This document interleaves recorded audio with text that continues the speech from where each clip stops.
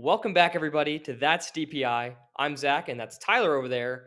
And we are back. A little bit of a hiatus. Life got crazy. I moved, and Tyler finished school. Um, but we have a lot to talk about. Organized team activities are well underway, and it's the perfect time to overreact about everything. The NFL analysts love to do this time of year.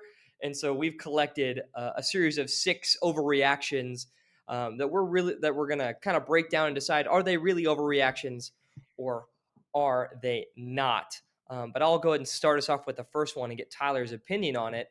It's a big developing news story, and also I don't know simultaneously, these 6, by the way, so this yeah, is this is raw reaction.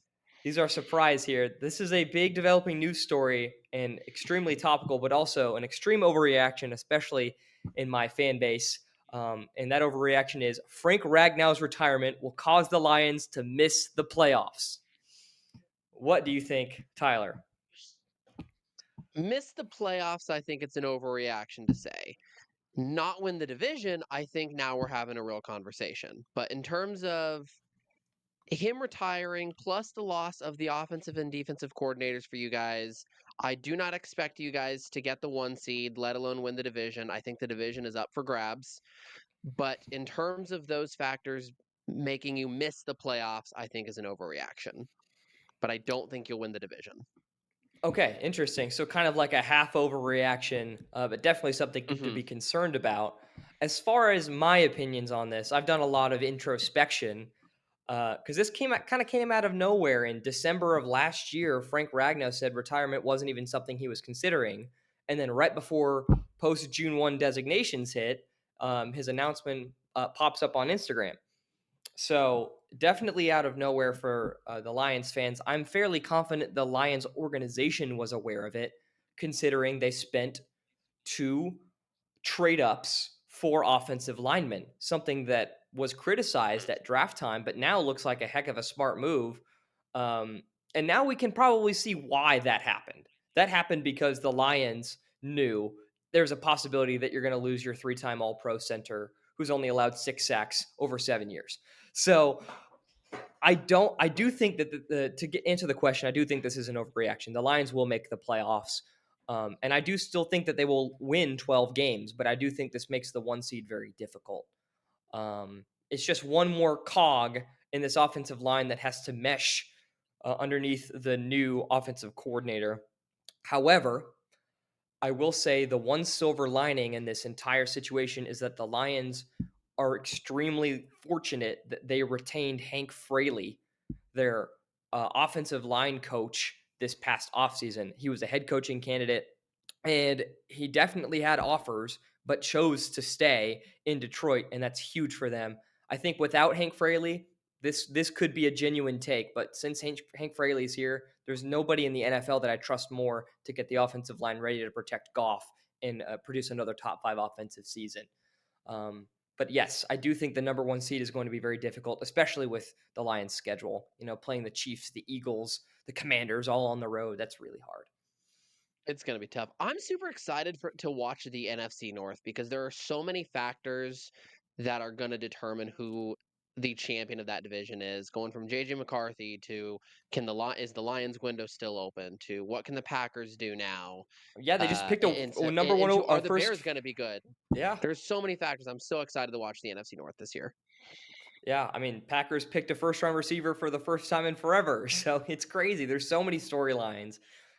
They should change it from the black and blue division to like the storyline division or something. Just absolutely Right. pumping out storylines from the NFC North.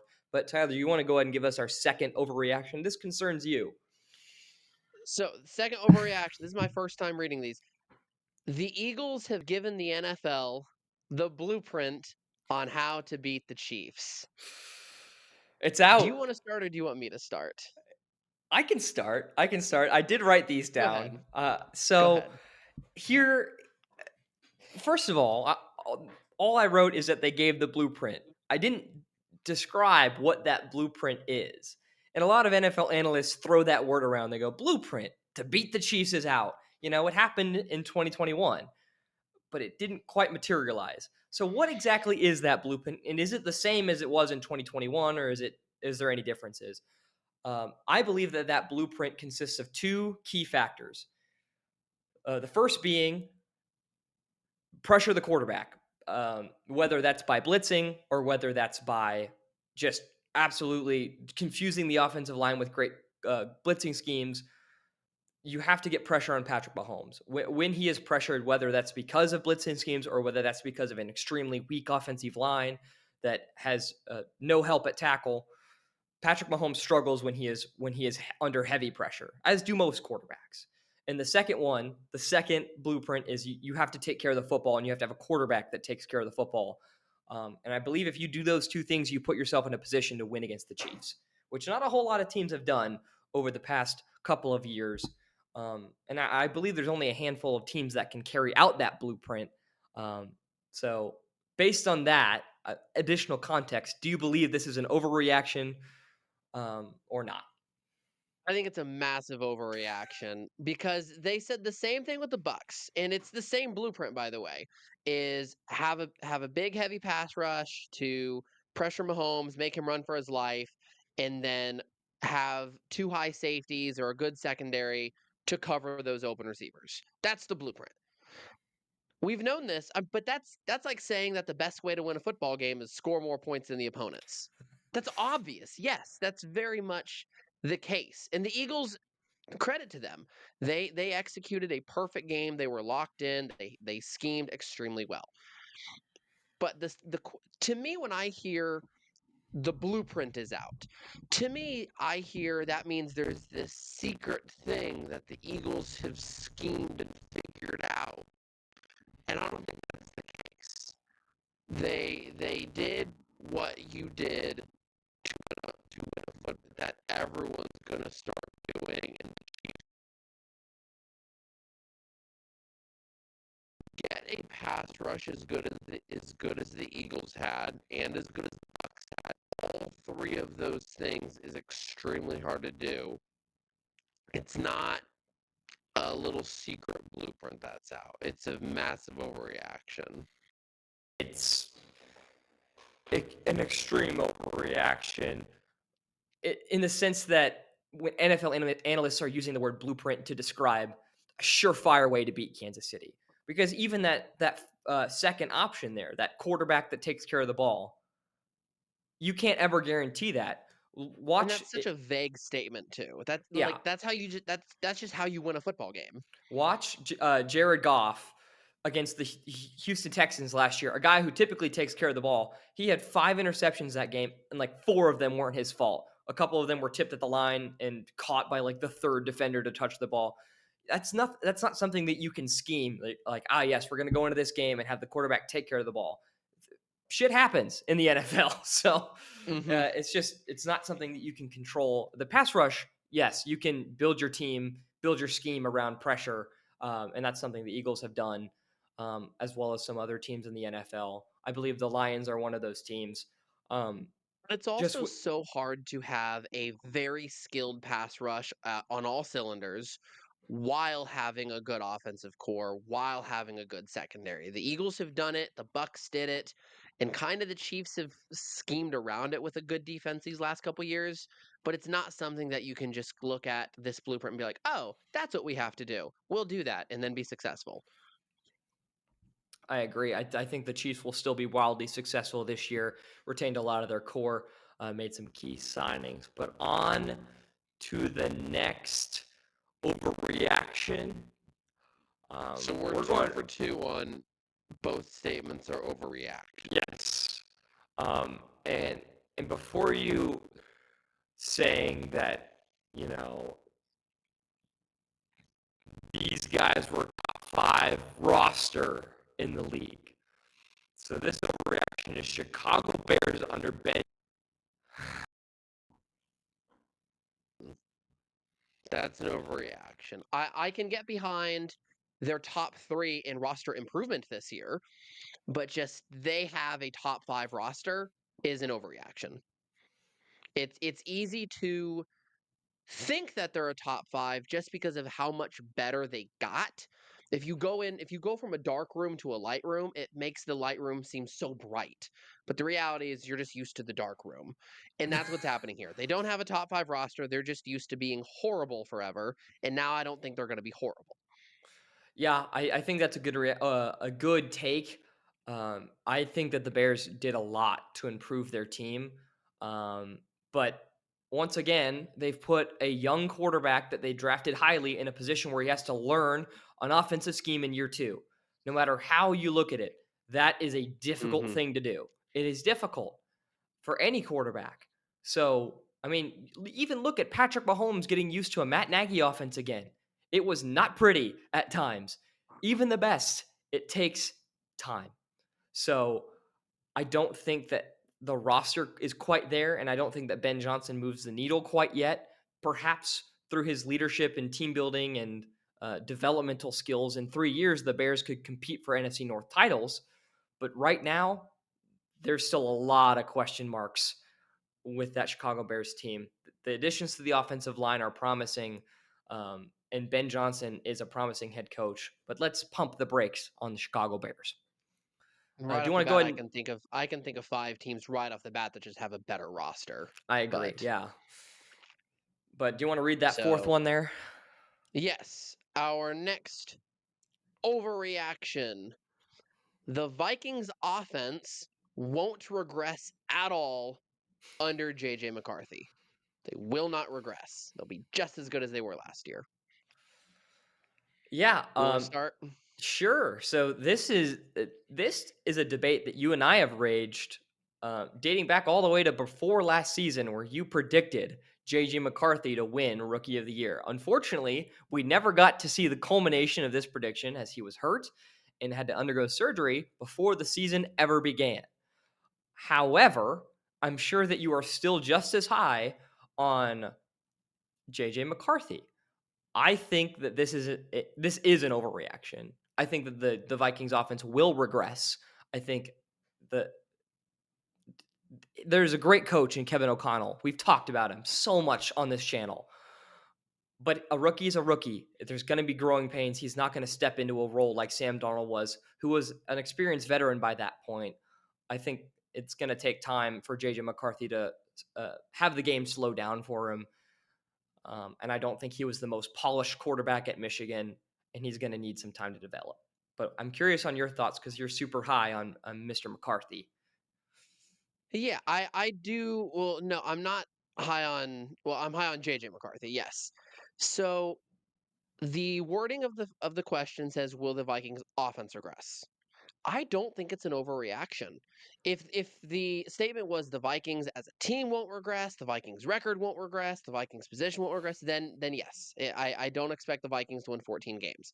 But in terms of just their offense as a whole, I don't give Sam Darnold the credit for that record. I give him some credit, but I don't think he is this all-star quarterback that really matches a 14-2 record. When you look at teams that go, 14-2, 14-3, you look at elite quarterbacks. Sam Darnold is not that capability. And I don't think JJ McCarthy as a starter is going to be an elite capability type of guy, but I do think he's going to be good for a rookie. I know he's not a rookie anymore, but he for a first year as a starter, I think he's going to be good. And I think with Justin Jefferson, Jordan Addison, I think if you can scheme well under Kevin O'Connell, I don't think the offense is going to regress that much, Gotcha. Okay. if at So all. I could be convinced of that based on that phrasing, and I'd be willing to say we are now 3 for 4 on overreactions. Um, this next one uh, surrounds the quarterback controversy in Cleveland, Ohio. And it reads: The Browns may have the worst quarterback room in NFL history. I've seen a lot of buzz about Shadur Sanders out of training camp and OTA, not training camp, but OTAs, looking really good, completing a lot of passes on air. But a lot of people are saying on the exact contrary that, man, this is a really rough QB room. And as a reminder, there are 5 quarterbacks currently in this room: rookie Dylan Gabriel, rookie Shadur Sanders, late 30s Joe Flacco, Kenny Pickett, and the quarterback who shall not be named. I mean, do you think this is an overreaction? Do you think there's some hidden talent here in this quarterback room in Cleveland? This is not an overreaction. I struggle to think that it is in fact the worst in history, but just that statement, it's not an overreaction. It's not a good quarterback room. You listed 5 quarterbacks, and all 5 quarterbacks are washed, horrible, too young to really get a feel. Maybe Dylan Gabriel ends up as like the next Tom Brady, but we can't say that right now. Generally speaking, none of those 5 quarterbacks would give me hope if I was a Browns fan. None of this is an overreaction. Short and Gotcha. sweet. So we are 3 for 5, going on to the final overreaction. I'll go ahead and take this one because I there's some additional context I want to provide. But the statement Okay. is Mike Vrabel has already lost the locker room in New England. He just took the job. How could he possibly lose the locker room? Well, the Stephon Diggs shenanigans, where Stephon Diggs was seen in a video posted to social media talking to a bunch of women on a boat with a pink substance in a bag. That's all we have. We also have other players not attending these optional team activities. I don't know if they're optional, but they're not attending them.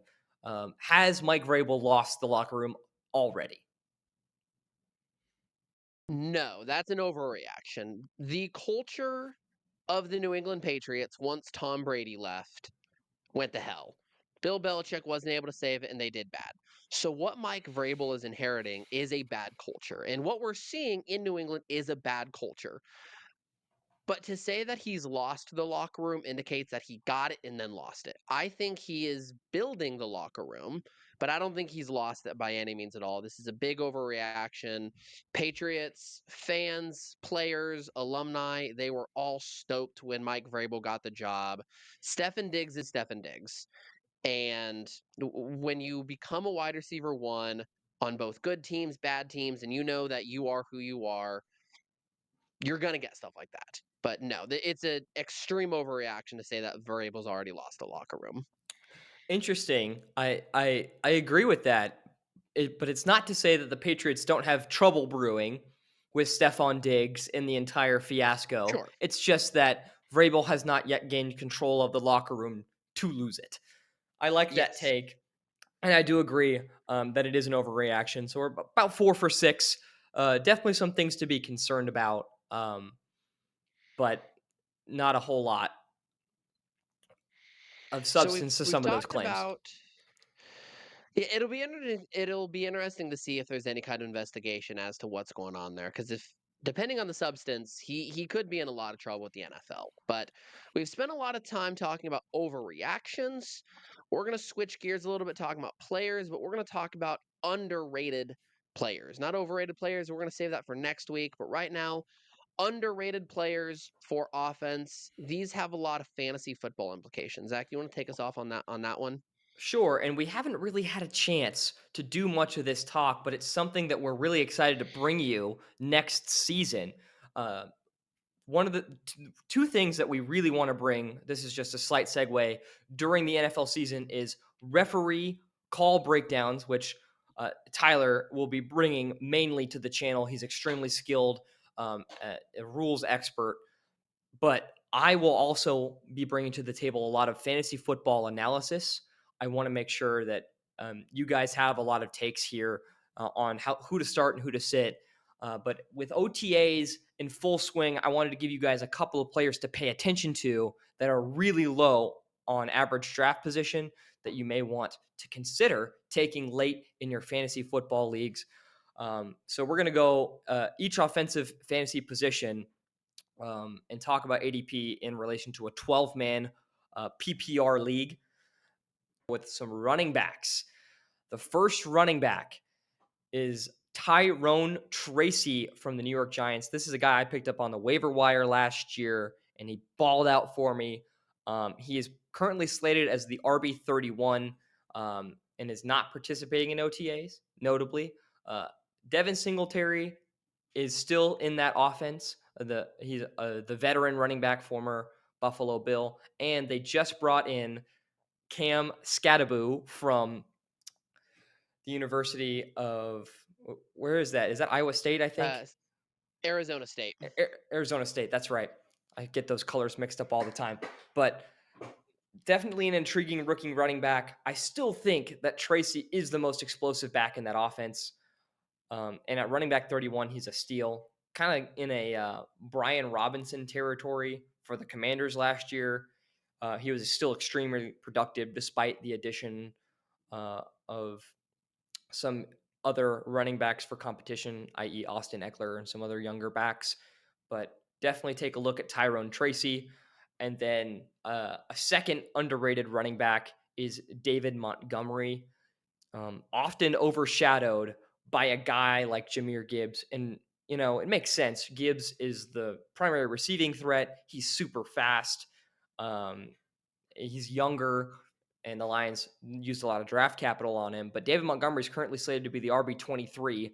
And last year, he posted a career high 85.9 PFF rating, his best season in the NFL, bar none. He only had 2 single digit fantasy football performances last season. He was extremely consistent. He raked in touchdowns, was the premier goal line back for Detroit, and he had some sneaky receiving upside for those PPR leagues. Don't sleep on David Montgomery, and don't hesitate to take him a little earlier than that ADP, so you can get a consistent starting running back. You cannot undervalue that. But I'm curious to your thoughts, Tyler, on both these backs. Similar to the quarterback one, I'm 1 for 1, or I'm 1 for 2 on one of them being underrated, one of them not. I agree with you heavily that David Montgomery is very underrated. There are so many stars on that Detroit Lions offense that it is so easy to overlook the second running back. And Tracy end up as like a 1-2 punch in New York next year. And if that is the case, I think they're going to split reps and split fantasy points. So I do worry about Tracy solely because of how good I think Scadaboo is going to end up being. Gotcha. Yeah, and I think a lot of people are in your camp, but I thought Tracy was extremely explosive last year, in what was a pretty mediocre. The addition of Russell Wilson, who I'm assuming to be the starting quarterback. Um, so I like It's either Tracy a him or lot. Jameis Winston. Yeah, I don't think they're going to start for Dart, No. but not initially at least. Mm-mm. But Tracy will still He'll be get a guy that sits for a plenty of work in that offense. But moving on to our next position group, it is wide receivers. This guy you may not think of as an overreaction. However, I genuinely think that he has a chance to be like a top 3 wide receiver in fantasy this year. And he's currently going outside the top 10. To me, he's underrated. And that's Jackson Smith and Jigba of the Seattle Seahawks. Lost DK Metcalf, lost Tyler Lockett. Both of the top targets in that Seattle offense from last season are gone, have departed from the team. So you have to wonder, that's a lot of targets that are left on the board for a guy who raked in 100 receptions last year. How on earth are you going to tell me that he's not inside the top 10? I think that he has a chance to break Michael Thomas's reception record in a season this year. He could easily be upwards of 130, 140 receptions. The dude has great hands. Um, and he's definitely someone to look for in that first round, um, even though he's projected to be a mid-second round player, maybe even a early third round player. That's absurd. The second guy, somebody that you could take as your I'm kind of going a really high guy and a really low guy for wide receiver year. because there's a lot of them. But this guy's Malachi Corley. And if you haven't heard of him, I don't blame you. He had 6 catches last year as a New York Jet. He was not a huge part of the offense, but a lot of players that played in that New York Jets offense are gone. Um, Leaving basically Garrett Wilson, Alan Lazard, and Corley in that offense. Wide receiver 3, brand new coaching staff, brand new offensive scheming under Aaron Glenn. you have to wonder if this guy's finally going to get a chance to break out. He's only in his second season, so it's worth checking him out very late in the draft. I mean, he's listed as the wide receiver 138. Um, and Goodness. he may not go in some of your drafts, but it's important to understand his late round picks. Um, he reminds me so much of Amon-Ra St. Brown in 2021 or 2022. One of those years, dude was on the waivers and on a struggling Lions team and absolutely dominated in the fantasy playoffs, Hmm. won me the championship that season. So he's a guy that could surge late, really shine under a new offense. But I'm curious, Tyler, what are your thoughts on these two guys? I'll talk about Corley first. So right now Corley is listed as wide receiver 4 in New York. Even after those guys have left, he's listed at wide receiver number 4. If we want to talk about a New York Jet getting a lot better and being underrated, I would talk about Alan Lazard. I would not be talking about Corley. I think with Jackson Smith and Najigba doing good last year, and now he's the number 1 wide receiver in Seattle. Very similar. I think he can very easily take on a Justin Jefferson role in the sense that he's going to be a top 5 wide receiver in the NFL. If he is in round 3, if you are drafting in the 3rd round of your fantasy football league and you see JSN on the board, take him. I don't care how many receivers you have on your roster, take him. He is absolutely going to be a top 5 wide receiver this year in the NFL. He's very underrated. I don't plan on paying too much attention to him personally. Maybe one of these days I can go 2 for 2 on these position groups. I'm splitting the G here. Going into the final position group, we've got tight ends. Always a polarizing position because it feels like if you don't have one of the top 3 guys, you're just SOL. Uh, but I've got 2 guys here that you could take if you miss those 3 guys and still potentially remain competitive at the tight end position. The first being Brenton Strange out of Jacksonville. So here's my rationale before you go, who the hell is Brenton Strange? Um, they just lost Evan Ingram, who was a massive part of that offense. He uh, had a significant production value and has departed to Denver, leaving Brenton Strange really the only guy at tight end that I see producing as a receiver. I don't think that the second tight end is going to do too much in the Jacksonville offense. Um, Additionally, Travis Hunter and Brian Thomas are 2 ridiculously talented deep threat wide receivers. Brian Thomas more of a deep threat, Hunter just being a guy that's going to garner a lot of attention from defensive backs. That is going to leave Brenton Strange open on a lot of route patterns. Um, with the addition of those offensive weapons, you have to basically consider him as a potential top 10 tight end if the Jacksonville passing offense is any semblance of relevant. And I think that they have a chance to be with BTJ and Travis Hunter, um, drawing away a lot of attention and coverage, especially down the field. And the second tight end that I have here as an underrated guy is Chig Okonkwo from Tennessee. Um, that Tennessee passing offense was was really bad, even for a team that was trailing all the time. They still didn't get a whole lot of production out of their players last year, and Chig was on that team last year. I just think that the tendency of some quarterbacks, rookie quarterbacks, to lean on their tight end early in their career, i.e., Jaden Daniels and Zach Ertz.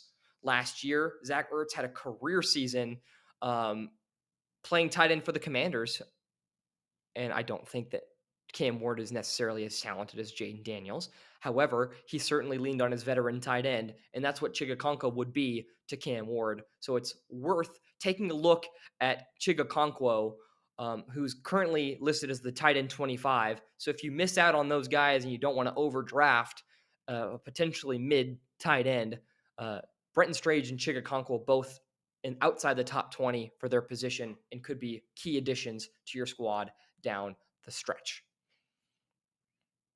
You've convinced me about Chigakonkwa because he is a name that when I saw his name on our notes, I did not know who he played for. I'll be honest there. I did not know what team he played for.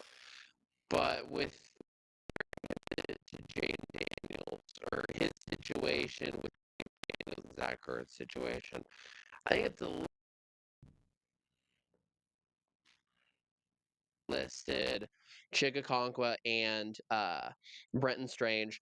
Both of these players you can get, I feel like, late in the fantasy football drafts. I would not reach on these guys by any means, but if you do get these guys as your last pick, there is a chance that they could end up in the starting lineup outside of whenever Travis Kelce and Sam Laporta have their bye weeks. So I do think that some matchups could be good. So I will say that both of these guys are underrated, but I would not draft these guys before my starting lineup is filled for sure. Gotcha. And But yeah, yes, I do agree they are underrated compared to where they're currently listed at. 2 for 2. Thank You got you. it. So yeah, tight ends is always a tough position. My league has considered banning tight ends every single Mhm. year. It's a rule proposal in the group chat. Hey, should we ban the tight end? Just make it a flex.